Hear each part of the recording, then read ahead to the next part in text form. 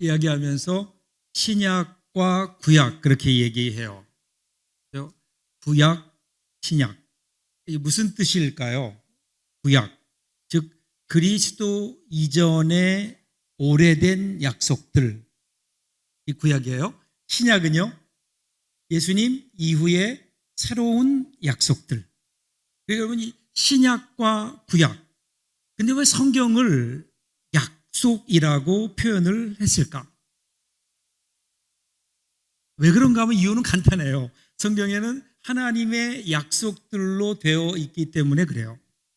하나님은 이 땅에 하나님의 일을 진행시켜 나가실 때에 하나님의 사람들과 시시때때로 약속을 하세요. 즉 언약을 맺으세요. 그리고 그 언약을 통해서 하나님의 섭리를 이루어 가시고 하나님의 뜻을 이 땅에 펼쳐 가시는 거예요. 그러면 왜 하나님께서 이렇게 언약을 맺으실까? 이유는 간단하죠. 보통 여러분 이 약속이라고 하는 것은, 언약이라고 하는 것은 서로 윈윈 하는 거잖아요. 둘이 그 언약을 함으로 서로에게 유익한 거예요. 쌍방간의 언약인 거죠. 그런데 여러분, 성경에 나타난 하나님의 언약은 일방적이에요. 하나님께서 우리와 언약을 맺으시는 이유, 동기가 뭘까? 그러면 철저하게 그것은 하나님께서 우리를 향한 하나님의 사랑이에요. 요한복음 3장 16절 유명한 말씀이죠. 하나님이 세상을 어떻게 사랑해요? 이처럼 사랑하사. 그래서 뭐를 주셨어요? 독생자를 주셨어요. 이것은 그를 믿는 자마다 멸망치 않고 영생을 얻게 하려 하십니다. 하나님께서 우리에게 이 예수 그리스도를 주신 이유, 십자가의 언약, 약속을 주신 이유가 뭘까? 그러면 철저한 하나님의 우리를 향한 사랑이에요. 하나님을 향한 사랑에 근거한 하나님의 일방적인 언약, 이건 무슨 의미일까요? 이것은요, 하나님의 백성들이, 그 언약을 맺은 하나님의 백성들이 때로는 하나님의 언약을 어길 수도 있어요. 언약을 깰 수도 있어요. 그럼에도 불구하고 그 언약이 깨지지 않는다는 거예요. 왜 그런가 하면 어차피 그 언약은 하나님의 사랑으로 되어진 일방적인 하나님의 언약이기 때문에 이 언약을 맺으신 분이 하나님이시니까 하나님이 거두시기 전에는 그 언약이 결코 깨어지지 않는다라는 거예요. 때로 우리가 하나님과의 관계에서 이 언약에 충실하지 않을 때, 그때 하나님께서 우리를 향한 약속이 조금 지연될 수는 있어요. 조금 혼란스러울 수는 있어요. 그럼에도 불구하고 결코 깨지지 않는다. 깨지지 않는다.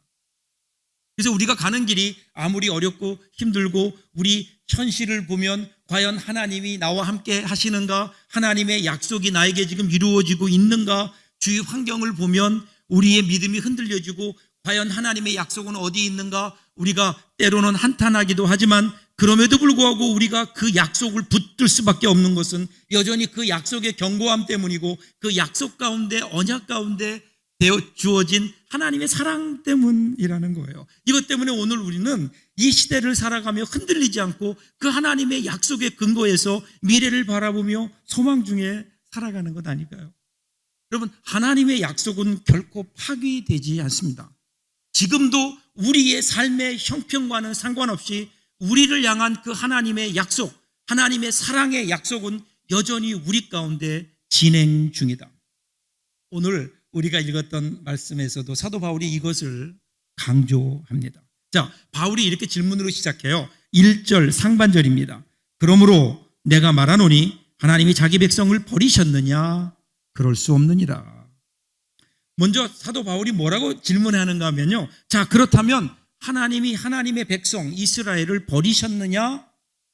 이렇게 스스로 묻고 스스로 답하기를 아니다. 그럴 수 없느니라. 이렇게 얘기해요. 이게 무슨 의미일까요? 여러분, 그 당시에 지금 로마 교회를 향해서 편지를 쓰고 있잖아요. 그런데 로마 교회 안에 있는 그리스도인들을 보면 많은 부분이 대다수가 유대인 계통의 크리스찬들이에요. 유대인들이 그렇게 생각하지 않을까요? 그럼 우리 이스라엘을 향해서 주셨던 하나님의 약속, 모세를 통해서 주셨던 하나님의 언약은 끝난 건가? 그 약속은 이제 파기된 건가? 그 약속은 이제 깨진 겁니까? 이렇게 물을 수 있잖아요. 이에 대해서 아니다, 그렇지 않다라는 거예요.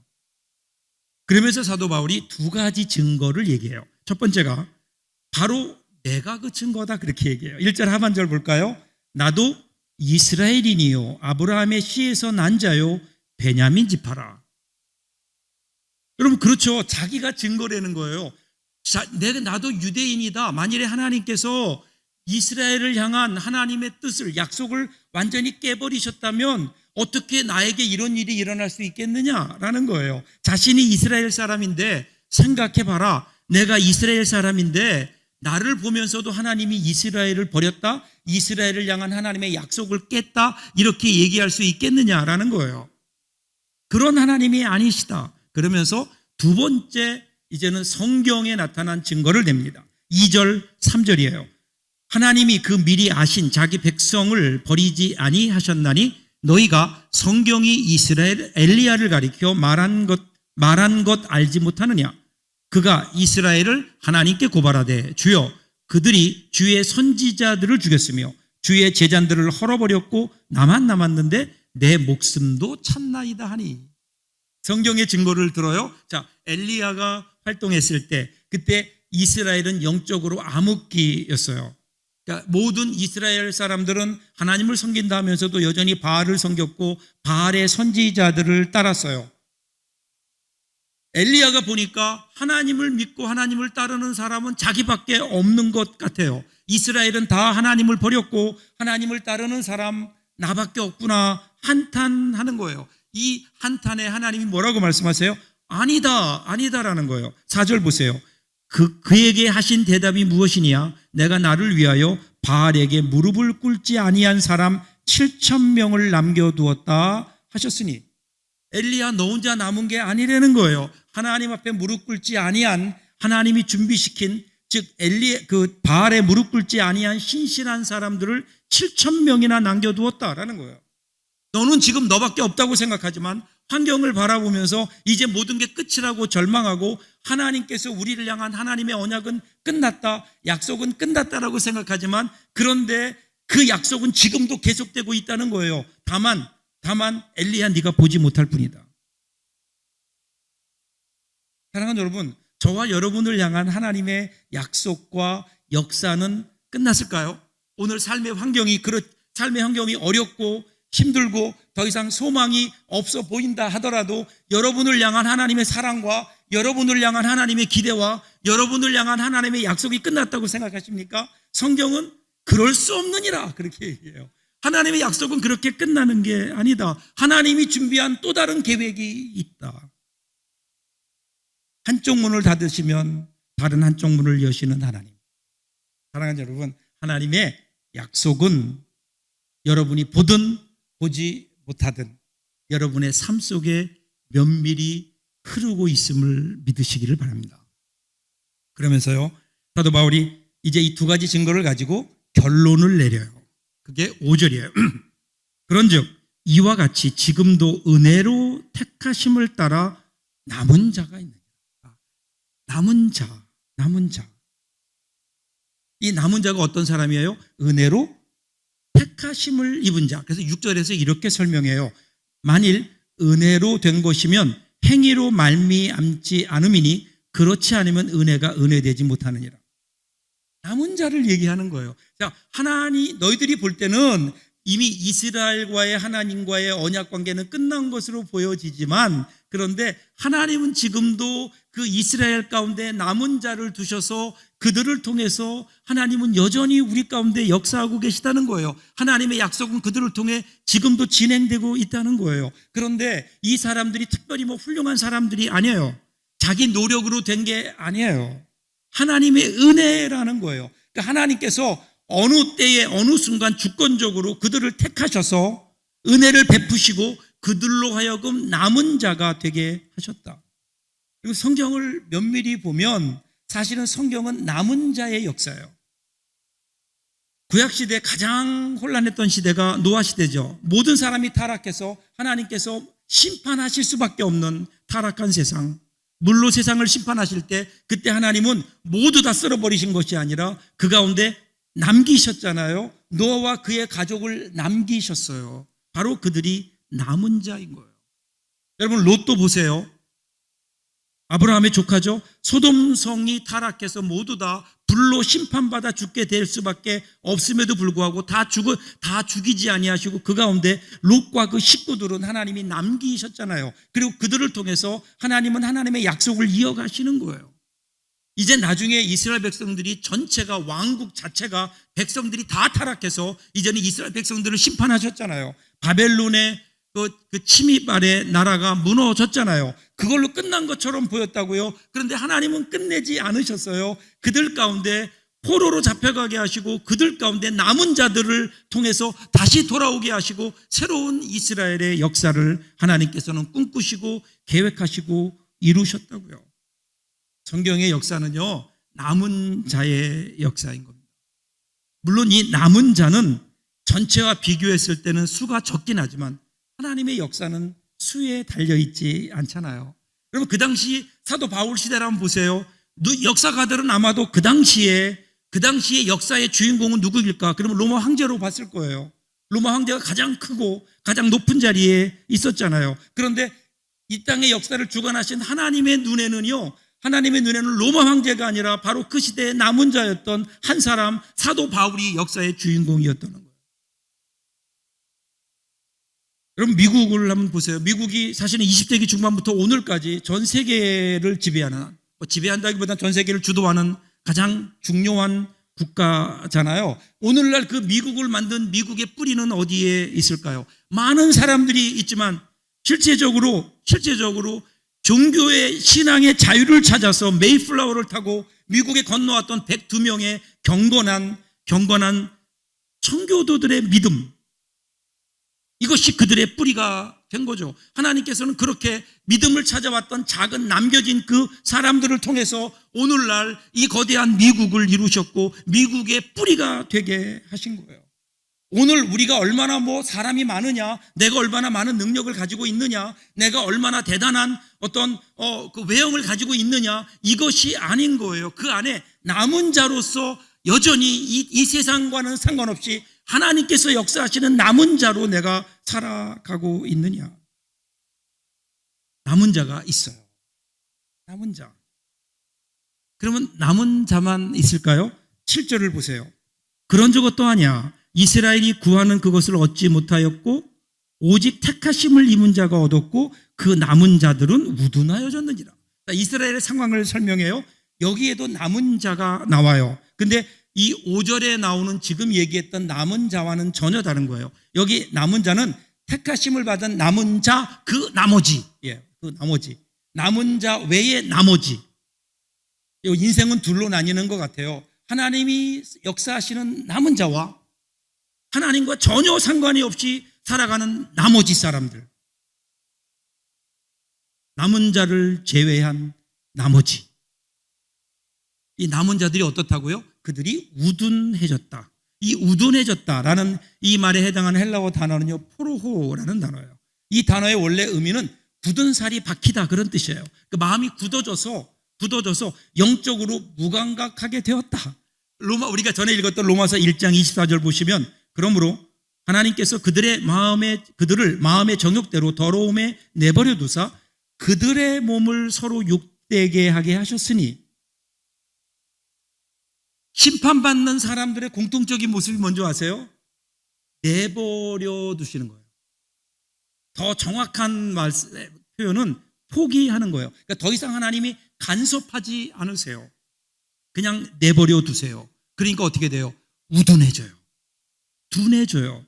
그리고 스스로 선택한 죄 속에 갇혀서 고집스럽게 그 길을 가는 거예요. 그러다가 끝나요. 그러다가 끝나는 거예요. 바로 이 사람들의 모습. 자, 이어지는 8절 보세요. 이렇게 얘기해요. 기록된 바 하나님이 오늘까지 그들에게 혼미한 심령과 보지 못할 눈과 듣지 못할 귀를 주셨다 함과 같으니라. 지금 사도 바울은요, 이것을 설명하기 위해서 이 나머지 사람들의 이 우둔한 모습을 설명하면서 신명기의 말씀과 이사야의 말씀을 함께 인용해요. 그러니까 아무리 하나님의 놀라운 능력과 엄청난 기적이 있다 하더라도 하나님이 그들에게 깨닫는 마음과 보는 눈과 그 다음에 들을 수 있는 귀를 주지 않으면 그들은 결코 깨닫지 못한다는 거예요. 결국 하나님의 역사예요. 하나님의 은혜인 거예요. 오늘 우리가 만일에 예수를 보고 예수님의 말씀을 듣고 깨닫고 그 앞에 엎드려 그분을 영접했다면 그것은 누가 하신 일이에요? 하나님의 은혜가 우리 가운데 임한 결과인 거예요. 우리 자신의 이 모습으로는 절대로 하나님을 깨달을 수도 없고 하나님을 볼 수도 없고 하나님을 알 수도 없어요. 그런데 어느 순간 하나님께서 우리 가운데 함께 하셨어요. 우리에게 은혜를 주셨어요. 그래서 우리로 하여금 보게 하고 듣게 하고 깨닫게 하셨다. 이 은혜를 얘기하는 거예요. 그런데 이들에게는 하나님께서 더 이상 깨닫는 마음과 보는 눈과 듣는 귀를 주지 않으셨다. 그러니까 어떻게 돼요? 그들이 보지 못하고 듣지 못하고 깨닫지 못하니까 마음이 우둔해졌어요. 그러니까 어떻게 될까요? 그 결과를 시편 69편의 말씀을 인용하면서 9절 10절에서 이렇게 사도 바울이 이야기해요.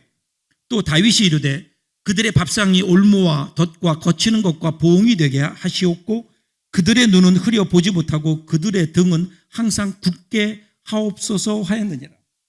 시편 69편은요 복수의 시 혹은 저주의 시 그렇게 이야기해요. 지금 사도 바울이 특별히 이 저주의 시편을 인용하는 거예요. 원수를 향해서 뭐라고 기도해요?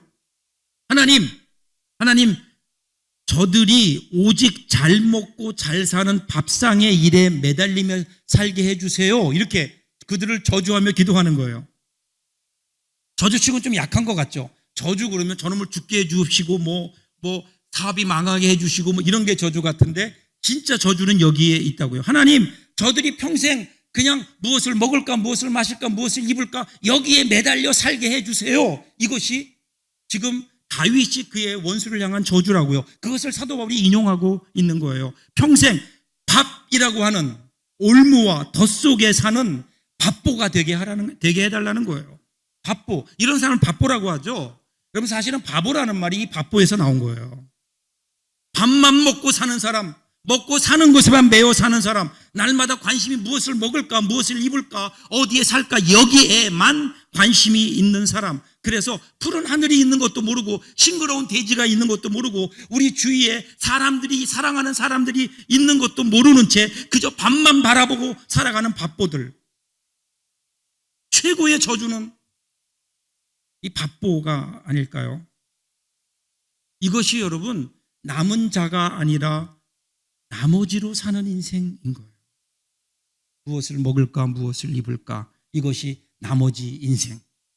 그런데 하나님이 계속해서 이어가시는 약속의 남은 자들은 뭐예요? 왜 나를 남겨두셨을까? 하나님의 뜻을 생각하며 하나님의 영광을 생각하며 오늘 나를 통해서 하나님이 이루고자 하는 뜻은 무엇일까? 이것에 사로잡혀 살아가는 사람들, 이 사람들이 남은 자인 거예요. 여러분의 삶은 어떻습니까? 남은 자의 삶입니까? 아니면 나머지 인생을 살고 계십니까? 그러면서 사도 바울은 이제 오늘의 본문을 이제 정리합니다. 11절 보세요. 다시 하나님의 언약으로 돌아와요.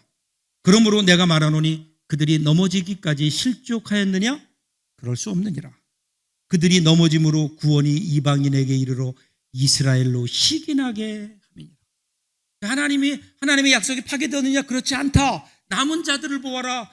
하나님께서 남은 자들을 통해서 이렇게 지금도 여전히 그 약속을 이루어가지 않느냐라는 거예요. 그런데 어떻게 그들로 하여금 실패했다고 하느냐? 여기 넘어지다라는 말은 떨어지다라는 말이에요. 표준 세번역에서는 이렇게 번역해요. 이스라엘이 걸려 넘어져서 완전히 쓰러져 망하게끔 되었습니까? 이렇게 질문하는 거예요. 대답은 그렇지 않습니다. 그렇지 않습니다. 왜 그런가 하면 이스라엘이 실패한 것 같아요. 그래서 하나님의 역사가 거기서 끝났다고요? 하나님의 언약이 끝났다고요? 아니에요. 결과를 보려는 거예요. 결과가 어떻게 됐어요? 이스라엘이 실패한 것으로 끝나지 않고 거기에서 그 복음이 어디로 가요? 이방인에게 흘러갔다는 거예요. 더 많은 사람들에게로 흘러갔다라는 거죠. 사도 바울이 두 번째와 세 번째 선교 여행 때는요, 역시 첫 번째 전도 여행처럼 제일 먼저 가서 복음을 전한 곳이 회당이에요. 그러니까 유대인들에게 먼저 복음을 전했다고요. 그런데 두 번째, 세 번째 와서는 워낙 그들이 아주 강력하게 악랄하게 사도 바울의 복음 사역을 막으니까 바울이 그들을 떠나서 이방인에로 가요. 이방인에게 가서 복음을 전했더니 이게 웬일이에요? 이방인들은 그 말을, 그 복음을 듣고 돌아오는 역사, 회개하는 역사가 있는 거예요. 그들이 실패함으로 실패가 아니라 오히려 이방인에게 복음을 전하는 또 다른 기회가 되었다. 이건데 이것이 이스라엘에게도 좋은 결과다. 왜냐하면 이방인의 구원이 이스라엘의 시기심을 자극하기 때문이다. 이런 내용이에요. 자, 이어지는 마지막 12절 보세요. 그들의 넘어짐이 세상의 풍성함이 되며 그들의 실패가 이방인의 풍성함이 되거든 하물며 그들의 충만함이리요. 자, 이스라엘이 낮아졌을 때 이방인이 높아졌어요. 그러면 이스라엘이 높아지면 어떻게 될까요? 이방인들은 낮아질까요? 지금 시소 타는 거 아니잖아요.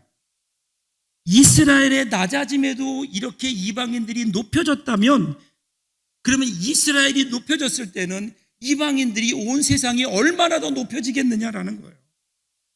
이스라엘의 허물이 세상의 부유함이 되고 이스라엘의 실패가 이방 사람 세상의 부유함이 되었다면 이스라엘 전체가 올바로 섰을 때에 그들이 정신 차리고 하나님 앞에 돌아온다면 그러면 온 세상이 받는 복은 얼마나 크겠느냐라는 거예요.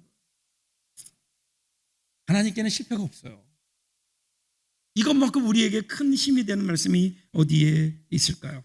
요한복음 16장 33절 보세요. 세상에서 환난을 당할 때 요한복음 16장 33절 보세요. 이것을 너희에게 이루는 것은 너희로 내 안에서 평안을 누리게 하려 함이라. 세상에서는 너희가 환난을 당하나 담대하라. 내가 세상을 이기었노라. 환난 당할 때 환난이 뭐야? 뭔가 내 삶 속에 하나님의 뜻이 이루어지지 않는 것 같을 때 하나님의 약속이 더 이상 나의 삶 가운데 역사하지 않는 것 같을 때 그럼에도 불구하고 우리가 담대하고 평안을 누릴 수 있는 이유는 예수 그리스도의 십자가 때문이라는 거예요. 그분이 거기서 승리하셨기 때문에 그 승리를 우리들이 알 때 지금도 여전히 하나님은 결코 실패하지 아니하시고 오늘도 우리 삶 속에 역사하신다는 이 하나님의 은혜를 우리들이 깨달을 때 그 예수 그리스도 안에서 우리는 이 세상을 넉넉히 이길 수 있다. 로마서 8장 37절 보세요. 그러나 이 모든 일에 우리를 사랑하시는 이로 말미암아 우리가 넉넉히 이기는 거예요. 이것이 우리의 고백이 아닐까요? 20세기의 가장 위대한 신학자 그러면 칼 바르트라는 분이 있어요. 독일의 신학자인데요. 이분이 쓴 교의학 그 도그매틱스라는 책만 해도 자그마치 8,000페이지에 달하는 방대한 분량이에요. 엄청난 책을 썼거든요. 하루는 어느 기자가 그분을 인터뷰하면서 그렇게 물었대요. 교수님 책을 많이 쓰셨는데 그 모든 책을 한마디로 요약한다면 과연 뭘까요? 그때 칼 바르트 교수가 잠시 생각하더니 이렇게 대답했다고 해요. 성경이 말한 대로 내가 아는 것은 예수님께서 나를 사랑하신다는 겁니다. 예수님께서 나를 사랑하신다는 겁니다. 이것만큼 우리에게 힘이 되는 말이 어디에 있을까요? 오늘 우리의 삶의 환경과는 상관없이 오늘 나의 흔들리는 모습과는 상관없이 여전히 우리를 사랑하시는 하나님의 사랑. 그리고 여러분 그 사랑의 징표가 십자가가 아닐까. 오늘 이 하나님의 사랑을 붙들어 보십시오. 미국 사람들이 편지를 교환할 때 특별히 그리스도인들이 왜 편지의 마지막에 보면 뭔가를 쓰잖아요. Sincerely yours 말인가. 근데 그리스도인들이 가장 많이 쓰는 표현이 있어요. 그 중에 하나가 뭐냐면요. 승리편에 서 있는 이라는 뜻이에요. On the victory side. 이 표현을 제일 먼저 쓴 사람이요. 영국의 청교도였죠. 그 올리버 크로멜 장군이었다고 해요. 많은 전쟁을 치르잖아요. 전쟁이 많이 있었어요. 그때마다 이 크로멜 장군은 자기가 편지를 쓰거나 공문서를 보낼 때 맨 마지막에 쓰는 단어가 승리편에 서 있는 올리버 크로멜 이렇게 썼다 그래요. 공문서에도 자기 개인적인 서신에도. 그것을 사람들이 받아보면서요. 승리의 편에 서 있는이라고 하는 이 말이 그들에게 힘이 되었고 그것이 그들에게는 굉장한 어떤 영향력을 주어서 그래서 그는 그 전쟁에서 이길 수 있는 그런 원동력이 되었다. 그렇게 기록하고 있습니다. 사랑하는 여러분, 오늘 저와 여러분도 마찬가지 아닐까요? 오늘 저와 여러분이 서 있는 자리가 어딘가요? 오늘 우리의 형편과 우리의 환경과는 상관없이 여전히 우리를 사랑하시고 우리를 향한 약속의 손길을 결코 접지 아니하시고 우리를 붙들고 인도해 가시는 하나님의 손길이 아닐까요? 그렇다면 우리는 승리 편에 있는 거예요. 주님의 갈보리의 승리 편에 있다는 사실을 여러분 믿으세요. 우리를 위해 십자가에 죽어주시기까지 우리를 사랑하셨던 그 주님의 사랑. 그래서 오늘 우리는 오늘의 좌절에도 불구하고 오늘 우리가 어떤 사건 앞에 쓰러진다 하더라도 그럼에도 불구하고 우리는 쓰러지지 않고 망하지 않을 것은 그 승리하신 주님께서 우리에게 찾아오셔서 우리를 붙들어 주시고 일어나라 다시 한번 일어나자. 너는 승리하는 사람이야. 승리자의 편에 서야 돼. 우리를 붙들어 주시는 하나님의 그 놀라운 은혜가 아닐까요? 그 사랑이 우리에게 있는 한 여러분 우리는 언제나 어디에 있다고요? 승리 편에 있다고요. 우리는 패자가 아니에요. 여러분 오늘 우리가 살아가는 우리가 신앙생활하는 우리의 삶을 보세요. 우리는 이기기 위해서 싸우는 사람이 아니라 이미 이겨놓은 싸움을 믿음으로 나가면 이김을 경험할 수 있는 거예요. 하나님은요 우리 보고 나가서 야 네 힘으로 싸워서 좀 이겨라 이렇게 말씀하지 않았어요. 다 이겨놓으셨어요. 믿음으로 나가면 그러면 승리는 뭐예요? 우리가 누려야 될 결과인 것뿐이에요. 혹시 이것을 놓치고 있지 않나요? 하나님의 약속 붙드세요. 그리고 승리 편에 서서 하나님 편에 서서 하나님과 동행하며 이 놀라운 승리를 이루며 살아가는 저와 여러분들 될 수 있기를 주님의 이름으로 축복합니다. 기도하겠습니다. 조용히 하나님 앞에